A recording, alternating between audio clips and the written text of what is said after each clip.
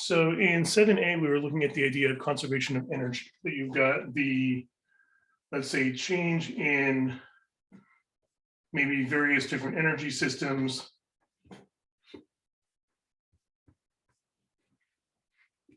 Maybe you've got several different types of energy that are changing. If it's a closed system, what should all those changes add up to? 0. Yeah, should add up to 0.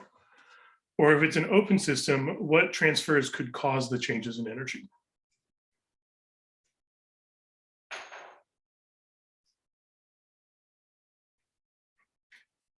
Friction might be part of it, but more generally, what do we call the transfers of energy?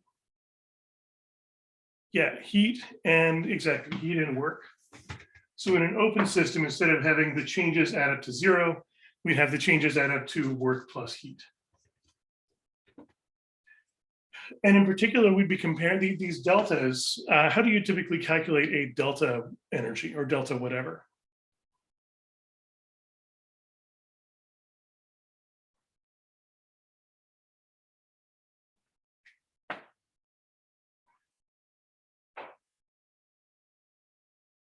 Yeah, the change from initial to final. So you'd be subtracting, let's say, E3 final minus E3 initial, whatever type of energy that is. And that initial and final are referring to two different instants in time. The initial amount of energy at some earlier time and the final amount of energy at some later time. So we're talking about the changes in energy as time passes from an earlier time to a later time equals work plus heat during that period of time. In 7B, with this idea of fluid systems, we're going to make a subtle change in this. First of all, we're going to be talking not about two different periods of time or two different instants in time, but instead we're going to be comparing two different locations in a fluid system. Maybe you've got some pipes, and you've got maybe water flowing in these pipes.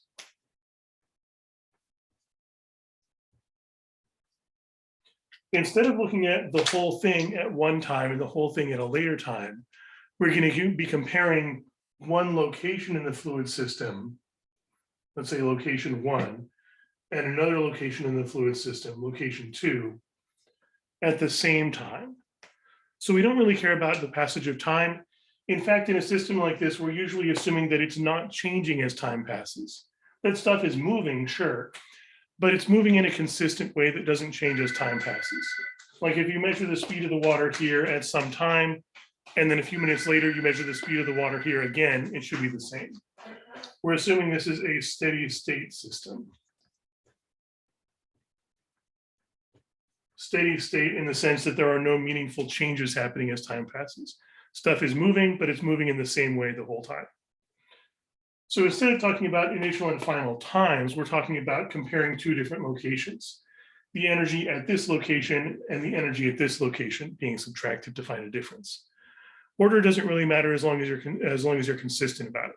So just make sure you're either always subtracting value 2 minus value 1, or always subtracting value 1 minus value 2. Just make that choice at the beginning and stick with it.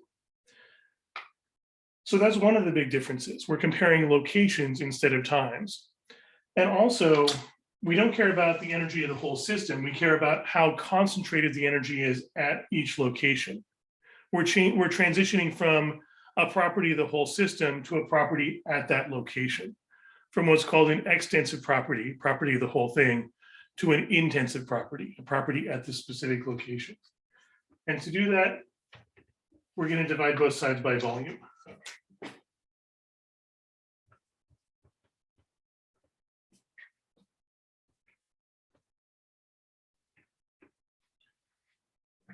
So this turns it from energy into a concept called energy density, how tightly packed the energy is at each location.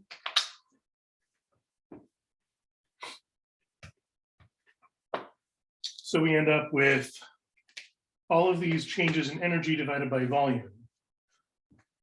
So some type of energy divided by volume, some other type of energy divided by volume, some other type of energy divided by volume.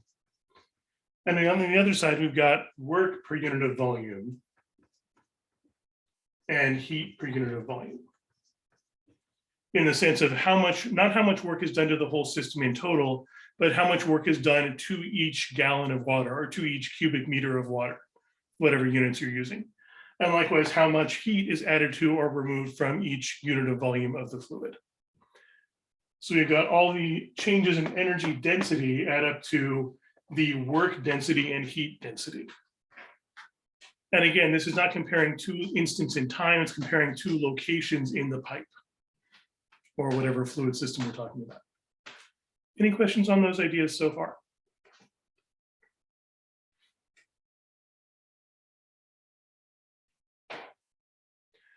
Now let's fill in some of the details of this framework. We've got various types of energy changing. What types of energy do we actually care about? If you just got like some pipe and you've got fluid flowing in the pipe, what types of energy density might we care about here? What types of energy could be changing from location to location? Kinetic. Yeah, we could have kinetic energy density. That is, the speed might be different at different locations. So kinetic energy density is one type of energy density we care about. Change in kinetic energy density. What else could be changing from location to location?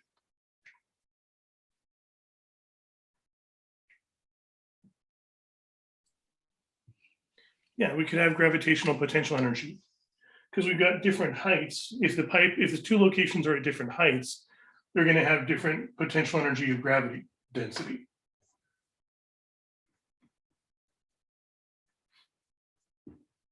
And usually we're just going to call that potential energy because gravitational potential energy is the only potential energy we really care about here. There's not really any spring potential energy involved because we're assuming the fluid can't really be compressed. Some fluids can be compressed, like air, for instance, but that wouldn't be a steady state system because if you're in the process of compressing the air, then things are changing as time passes. So in a steady state system, we're assuming the fluid can't get compressed or stretched out. There's no spring behavior involved. So we got kinetic energy density if the fluid is changing how fast it's moving. We've got a change in potential energy density if the fluid's height changes from location to location. And also technically pressure counts as an energy density.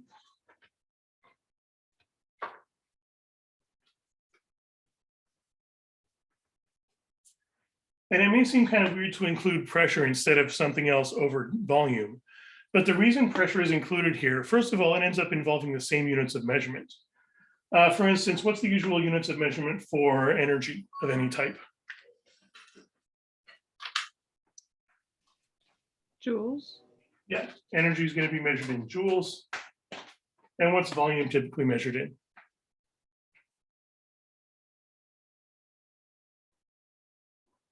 Meters cubed. Yeah, meters cubed. Because geometrically, to calculate a volume, you're usually multiplying a length times a width times a height, or distance times distance times distance. So that's meters times meters times meters, or meters cubed. So any energy density can be measured in joules per cubic meter. If you take a look at pressure, though, do you remember from 7A how we define pressure? What does pressure actually mean?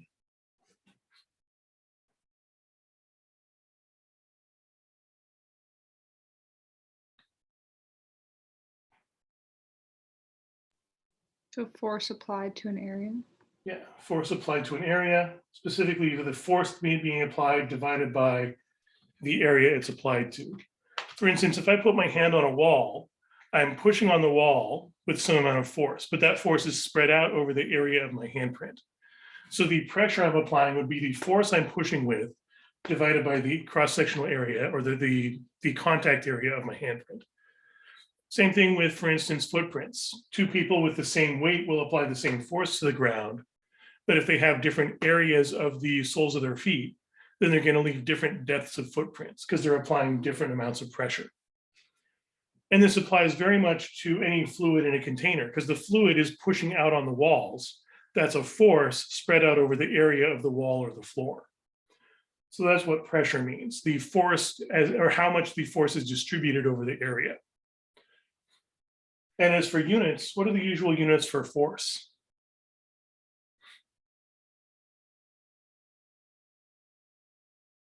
What do we usually measure force in?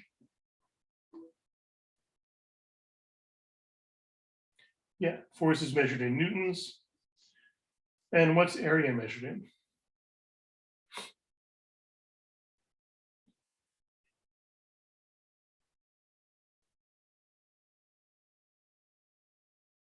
Again, think geometrically. You want to calculate an area, you got to multiply a distance times a distance. So what units would that give you? Meter squared. Yeah, meters squared or square meters. So pressure can always be measured in newtons per square meter, which is typically called pascals.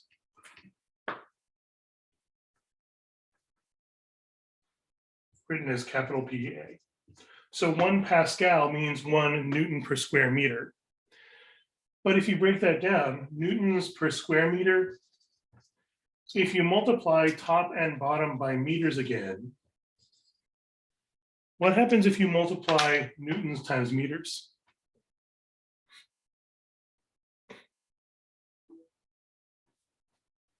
Isn't a Newton meter a joule? Yeah, Or that something. works out to joules. And you can think of this in terms of work. Work is force times distance. Newtons times meters is a unit of force times a unit of distance. So that's got to have the same units as work, which is joules, because it's a transfer of energy. And then meters squared times meters gives us meters cubed. Joules per meter cubed is the same units as an energy density. So pressure has the same units of measurement as energy density, which means it's at least mathematically possible to add them together. And we can treat pressure as a form of energy density here. Even though it's not obviously an energy over a volume, it still counts as a type of energy density. And an example here that might clear that up, let's say we're talking about a simple situation with the fluid not moving. Let's say you just have, let's say, a swimming pool, container of water.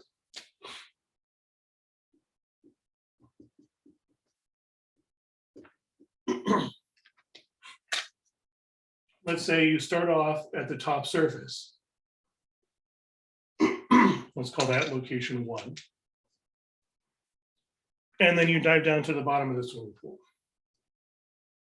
We'll call that location 2.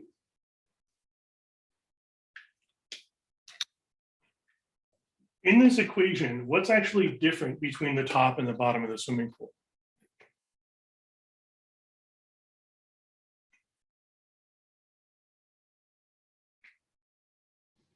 The force Sorry, from what the was that? water. Like the force from the water, the weight of the water. There is the weight of the water pushing down on you, yeah. But how does that factor into this equation?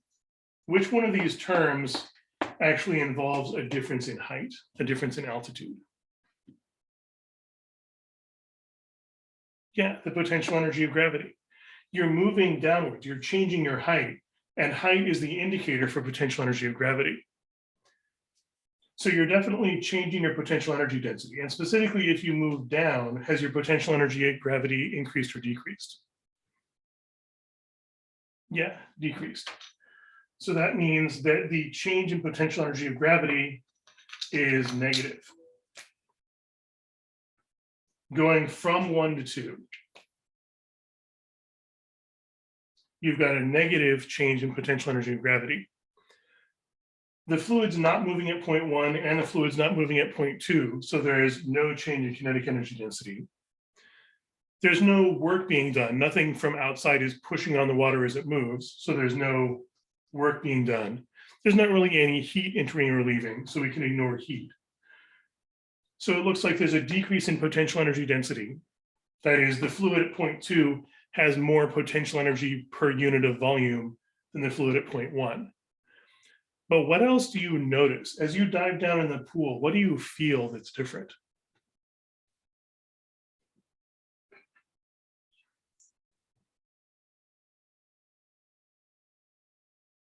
Yeah, you feel a change in pressure. You can sense the water sort of pushing inwards on you, and it's pushing in all over your body, but you most feel it in your inner ear, which is especially sensitive to pressure differences. So you feel an increase in pressure. Delta pressure is going to be positive. And that is what makes up for the negative here. The pressure increases because the potential energy density decreases. those changes balance each other out. And in fact, pressure is often what's changing from point to point to make up for some other change. It's possible that maybe there are several changes that happen to balance each other out, so there's no need for a pressure change. But in many cases, one thing is changing and pressure has to change to balance that out. So this is ultimately the main reason why pressure needs to be included here. First of all, it has the same units of measurement, so it's mathematically possible to include it. And also pragmatically, often a change in one thing is balanced out by a change in pressure. So it's got to be included in that equation.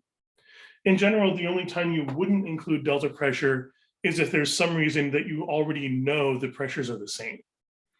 For instance, at the top surface, what does the pressure have to be?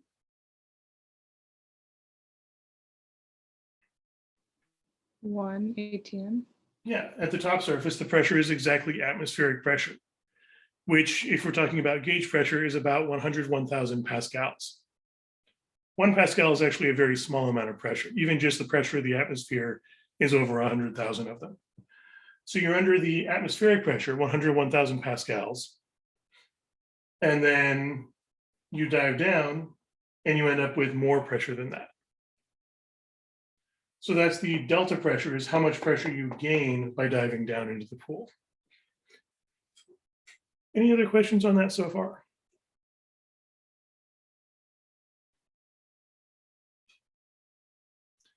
On the other hand, if you were comparing the top surface to some other location that was also exposed to the air, like let's say you're comparing the top surface of a container to a leak at the bottom of the container. Maybe this is an above ground pool and there's a leak at the bottom, or a drain where it's spilling out. In that case, what do you know about the pressure at the location of the drain?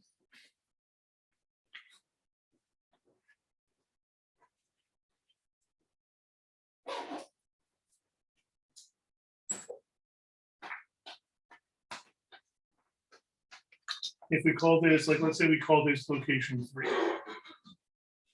Location 3 is exposed to the air around it. So what does location 3's pressure have to be? One It's ATM. also atmospheric pressure. So if we're comparing location 1 and location 3, there's no difference in pressure. We can ignore delta pressure if we're comparing 1 to 3, because those two locations have to be at the same pressure. There's definitely a change in height from 1 to 3, so that change in height is going to have to be balanced out by something else, presumably a change in kinetic energy density, or maybe one of these terms over here. In this case, the fluid's moving, so there could be some friction involved, which would play into the heat density. Any questions on that so far?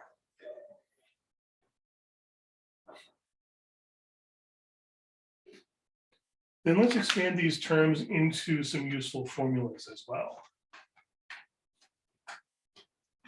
And for most of these, or at least a few of them, we can take formulas from 7a. For instance, what was our usual formula for a change in kinetic energy from 7a?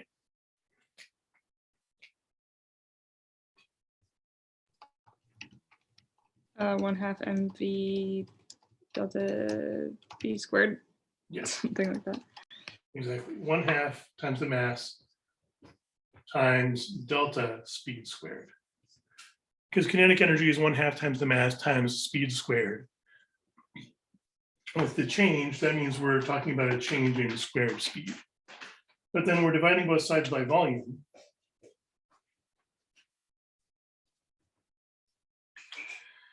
And we can use a very convenient substitution here. What do we call mass over volume?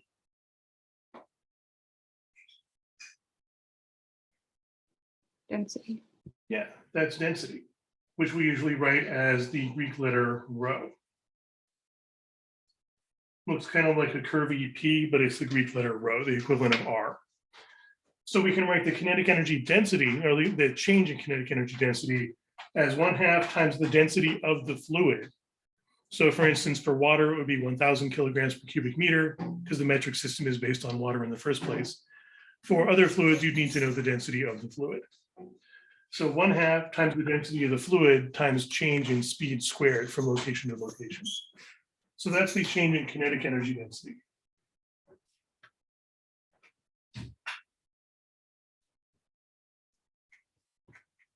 And likewise, what's our usual formula for potential energy or change in potential energy from 7A?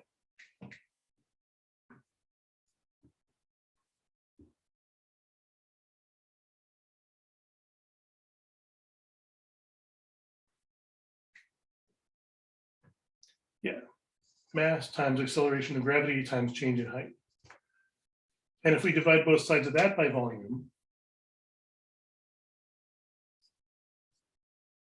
then we get the exact same sort of result. We have mass divided by volume. So we can replace that with density of the fluid. So that means the change in potential energy of gravity density can be written as density of the fluid times acceleration of gravity on that planet, on Earth, 9.8 meters per second squared, times change in height. And that's the difference in height from location to location, the two locations we're comparing within the fluid. Pressure, we don't really usually use a formula for, we just leave it as delta pressure, because pressure is often the thing we're trying to find. Either that, or maybe we know the pressures already. We can use a pressure gauge to measure the pressure at each location, if they're both accessible. As for work density, let's say you've got fluid flowing through a pipe. What's a tool that could be used to push on the fluid? What sort of tool would be applying work to the fluid as it flows? Yeah, a pump. The work density term is typically the work density done by a pump. If there is a pump, if there's no pump, you would typically ignore this term. But if there is a pump, then you'd have work done by the pump per unit of volume.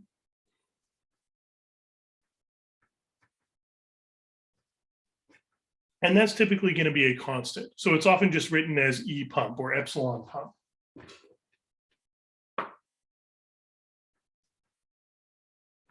So this is just a constant that represents the amount of work the pump does to each cubic meter of water that goes through it. It's how strong the pump is pushing on, how strongly the pump is pushing on the fluid. So that's going to be just a constant for that pump if there is a pump between the 2 points. If there's no pump, or if the pump is outside the region we care about, then you'd ignore that. As for heat density, what would be a way that the fluid could be gaining or losing heat energy? Or gaining or losing heat density, I should say. Yeah, friction, resistance within the walls of the pipe itself. If you've got a pipe and you've got fluid flowing through it, the fluid near the center is flowing pretty freely, but the fluid near the edges is impeded by influence of the walls of the pipe. That it's more difficult to flow because it's in contact with the walls. So that difficulty, that interference from the walls of the pipe can be thought of as heat density leaving the system. You've got the fluid sort of grinding against the walls. It's losing energy density due to heat. Since it's losing energy, we'd write that as negative. And also, what is it about the fluid that's going to determine how much energy it loses, let's say, per meter or something? How much energy it loses as it flows through this pipe?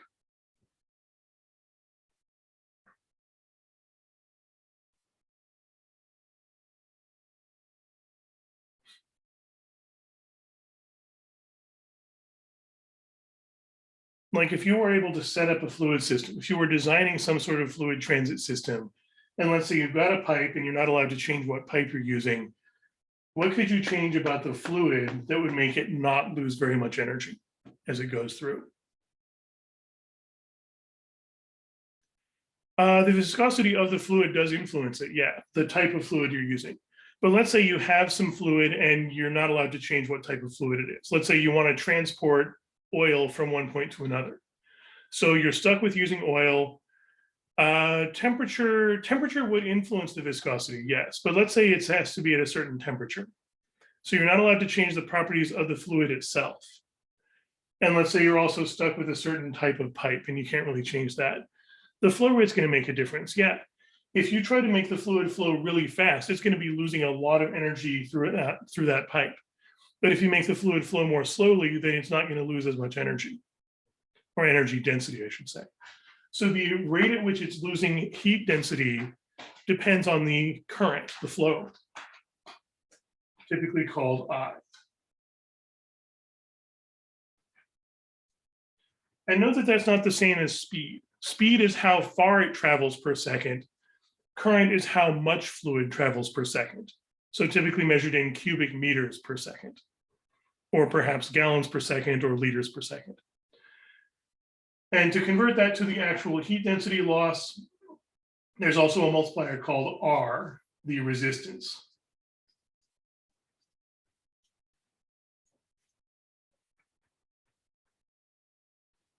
And the resistance is a property of the pipe and the fluid. Resistance is going to depend on things like how wide the pipe is, like a wider pipe is going to have less resistance, how long the pipe is. A longer pipe is going to have more resistance because there's more opportunities to lose energy. And also the viscosity and other properties of the fluid itself. A more viscous fluid is going to lead to more resistance. So that's all bundled together in just one constant called R. That's a property of that section of pipe, including the type of fluid. And R is just the multiplier you multiply the current by to figure out how much energy density you're losing. And that's for each section of pipe. You could say this section of pipe has a certain value for resistance. The next section of pipe has its own value of resistance. And if you got pipes chained together in series, you can just add their resistances together to get the total resistance. Any questions on all that so far?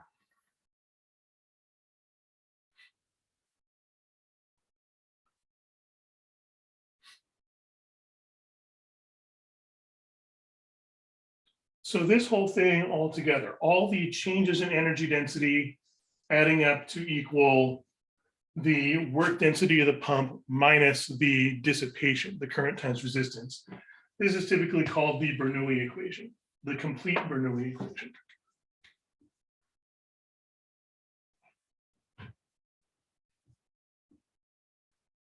And there's a lot of stuff in both physics and math named Bernoulli, because there was a whole family of physicists and mathematicians and chemists and engineers named Bernoulli. So there's stuff named after several of them. But one of them was working with fluid flow, so this is the Bernoulli equation. And What should they? Sorry, go ahead.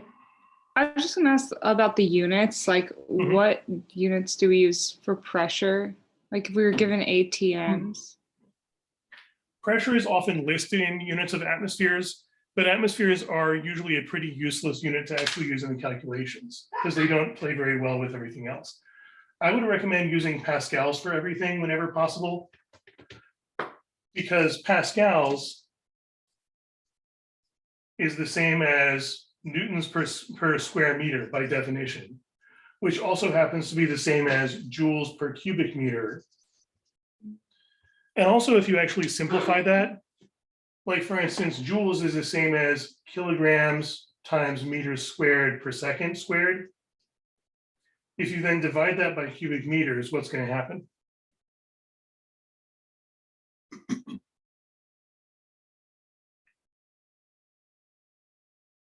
If you got kilograms times meters squared divided by second squared for joules, and then you divide that by meters cubed, what happens? Yep. Cancel out some of the meters and get. Yeah. So these cancel out entirely. Two of these meters in the denominator cancel out, but we still have a single meters. And that can be combined with the second squared that's also in the denominator. So we can write this as kilograms divided by meters times second squared. So this is another way of writing the same units. Kilograms divided by meters times second squared. So these four are just four different ways of writing exactly the same units. Pascals is the same as newtons per square meter, is the same as joules per cubic meter, is the same as kilograms over meters second squared. And they're all interchangeable. Which one you use really depends on context. You typically use pascals if you want to emphasize that we're talking about pressure. Newtons per square meter if you want to emphasize what pressure means as a force over an area. Joules per cubic meter if you want to emphasize that this is an energy density. And kilograms over meters second squared if you want to just combine it with a bunch of other units and simplify it as much as possible. But they're all exactly the same, just four different ways of writing the same thing. So they're completely. So how do you get, what if you were given ATMs, what's the conversion? The conversion there, one atmosphere is the same as 101,300 pascals, or 101.3 kilopascals. And we're often going to round that off to just 100 kilopascals for convenience, in the same way that we often round off gravity to 10 meters per second squared, even though it's really 9.81 meters per second squared.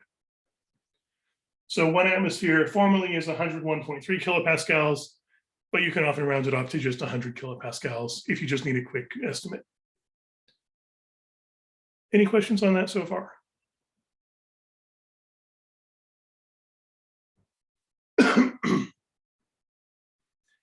And by the way, that's also what you'll get if you just combine these. Like if you combine, for instance, density, that's measured in kilograms per cubic meter. If you multiply that by meters squared per second squared, because the velocity is squared, you'll end up with kilograms per meter second squared. Or for instance, for potential energy density, if you multiply density, that's kilograms per cubic meter, times acceleration, that's meters per second squared, times distance, that's meters, you'll also end up with the same thing, kilograms per meter second squared. So these all end up working out to these units. As long as you're using kilograms, meters, and seconds, each one of these terms will work out to pascals in the end. So I would recommend working with pascals whenever possible. If you're given units in kilopascals or atmospheres, and you're going to be combining them with other things, it's a good idea to convert everything to pascals first. Although if all you're doing is comparing like a pressure to another pressure, you can just have everything. It doesn't really matter what the units are as long as they're all in the same units of measurement. So you could leave it as atmospheres as long as everything else is also in atmospheres. Any other questions on the units so far?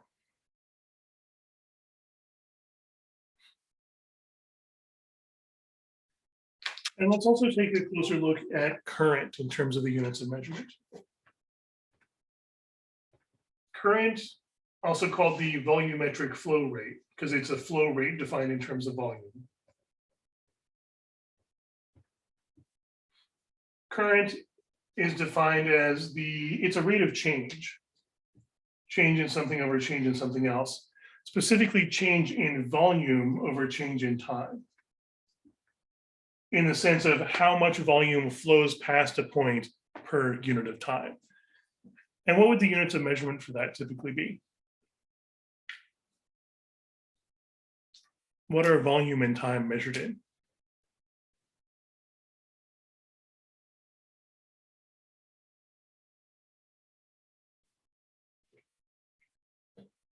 Yeah, cubic meters and seconds. So current is typically going to be measured in cubic meters per second. At least fluid current is. Well, later we're going to get to electrical current, which is a little different, but still has the same sort of structure. So fluid current, fluid flow rate can be measured in meters cubed per second. So that's what current's going to be. And resistance is just going to be whatever is necessary to cancel that out and introduce pascals instead.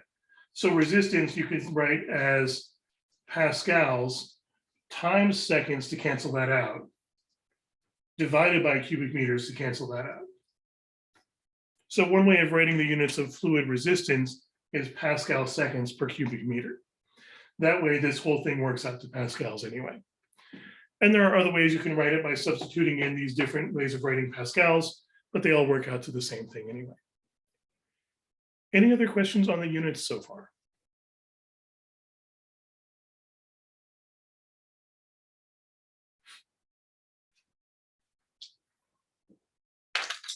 And another important thing about current specifically,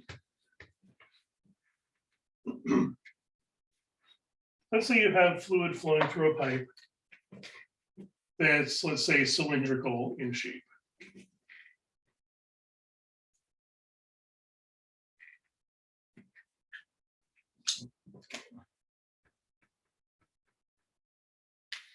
So you've got a cylindrical pipe.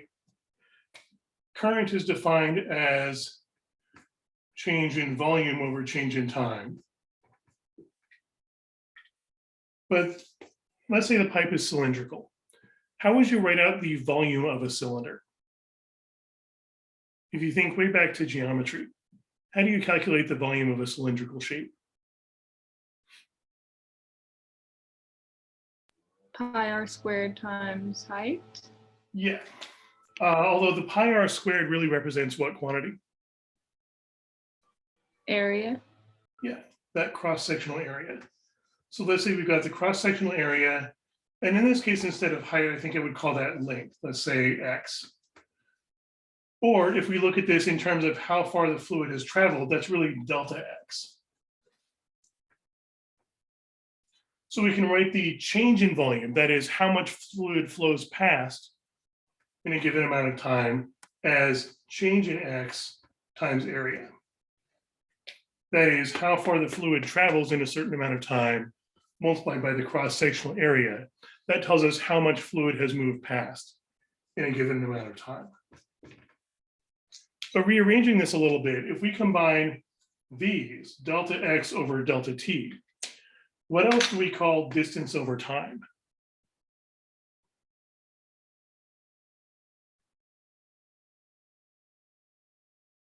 That is how far something moves divided by how much time it takes. Exactly, that's the velocity. Which means current can also be written as speed or velocity times the cross-sectional area. This is not the definition of current. Current means volume over time, how much fluid flows past per second. But current can also be written as speed times area. And this is often a much more useful way of writing it, because measuring the amount of volume that flows past per second is often very inconvenient. You'd have to like slice open the pipe, pull out a bucket, measure how much fluid fills up the bucket every second. But area times speed, that's often a lot easier to deal with, because we can measure the cross-sectional area of the pipe from outside geometrically without having to break into it. So this is the definition of current, volume over time, but the alternative formula, speed times area, is often much more useful. Any questions on that so far?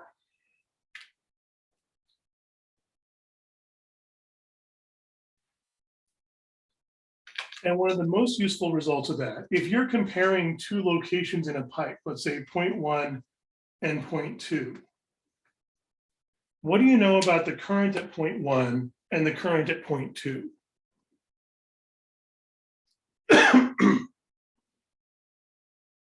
That is how much fluid flows in per second versus how much fluid flows out per second. Equal. Yeah, they've got to be equal. The flow rate in and the flow rate out have to match. The only way they wouldn't match, like let's say you have more fluid flowing in than you have flowing out, that would mean you've got fluid building up in here. It would be compressing. You get more and more fluid packed into that section of pipe every second. And that wouldn't be a steady state system. It's possible for compressible fluids like air, but it's not a steady state. Or if you've got more fluid leaving than entering, that means you've got the fluid being more stretched out as time passes, also not a steady state. So in any steady state system, especially if it's an incompressible fluid, the flow rate in and the flow rate out have to match. Current in must equal current out. Another possibility is if the path branches out, like if there's a forked pipe. If you had something like this,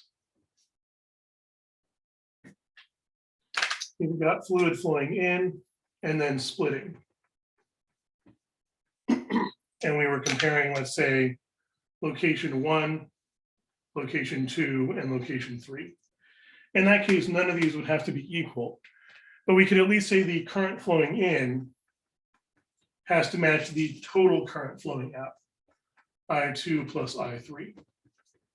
This is usually called the junction rule. We're going to be seeing a similar idea with electrical circuits as well, that the total current flowing into this junction has to match the total current flowing out. But if there's just one single pipe, the current has to be the same everywhere within that pipe. Excuse me. This is often usually called the continuity principle when we're dealing with fluids. Continuity principle, if you're talking about fluids, in electrical circuit design, it's usually called the junction rule, but it essentially means the same thing. current in must match current out. And for fluid systems, we can make the substitution that current is equal to area times speed. So area 1 times speed 1 must equal area 2 times speed 2. Which means, what's the only way the speeds could be different?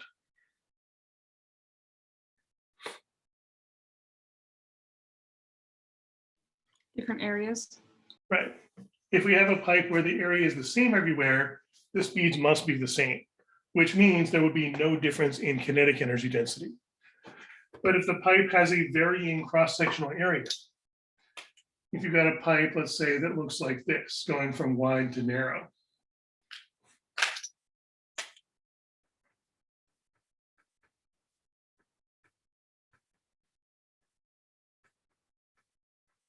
Something like this.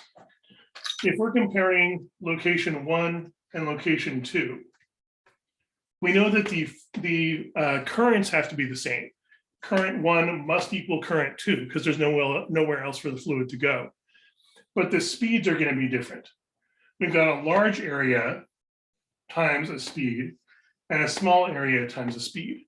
So which one is going to be the faster speed?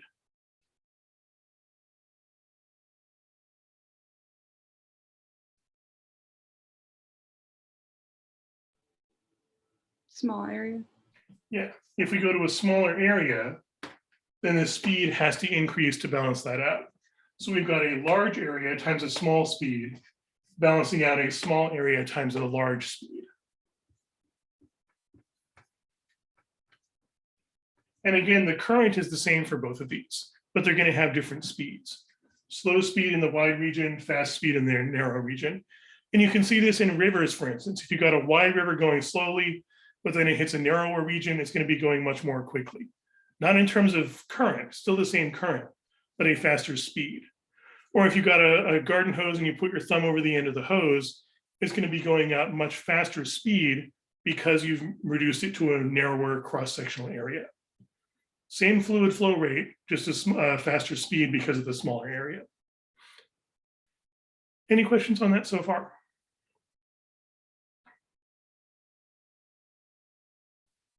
And which part of the Bernoulli equation is that most relevant to?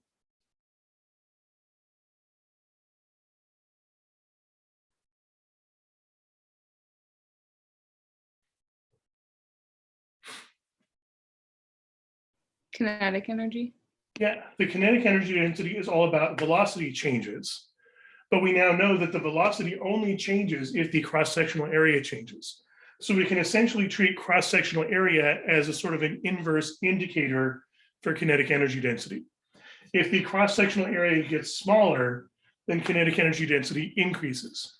If the cross-sectional area gets larger, kinetic energy decreases. But if the cross-sectional area does not change, then we know there's no change in kinetic energy density. So you can ignore this term if the cross-sectional area doesn't change.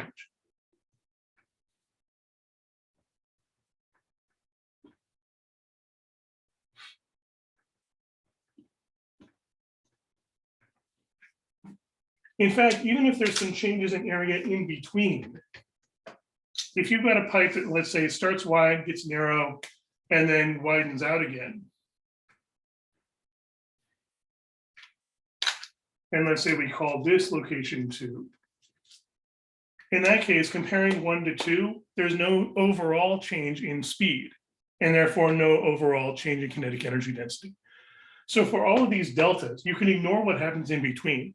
Anything with a delta, you're only considering the endpoints, initial and final. You can ignore everything that happens in between. But the stuff on the other side of the equation, the energy density of the pump and the current times resistance, the dissipation term, those are talking about what happens in between. So this energy density of the pump, that's asking, is there a pump between the points on the path you're taking? And this I times R, that's asking, is there fluid flowing through a pipe with resistance in the in-between region? So all the deltas only care about the endpoints, doesn't matter what happens in between. The stuff on the other side of the equation is all about what happens in between. Any other questions on that so far?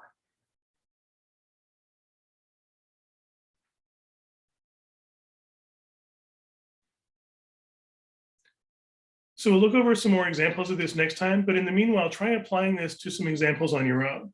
In general, I would recommend identifying 2 locations in the fluid system you want to compare, writing out the complete Bernoulli equation, and for each term, ask yourself, is there actually a change in this term from point 1 to point 2? If not, you can ignore that term entirely. But write out the Bernoulli equation with all the terms that actually do get involved. Fill in what you know, solve for what you don't know, see what you can do with that. So give that a try. Let me know if you have any other questions, and I will see you next time.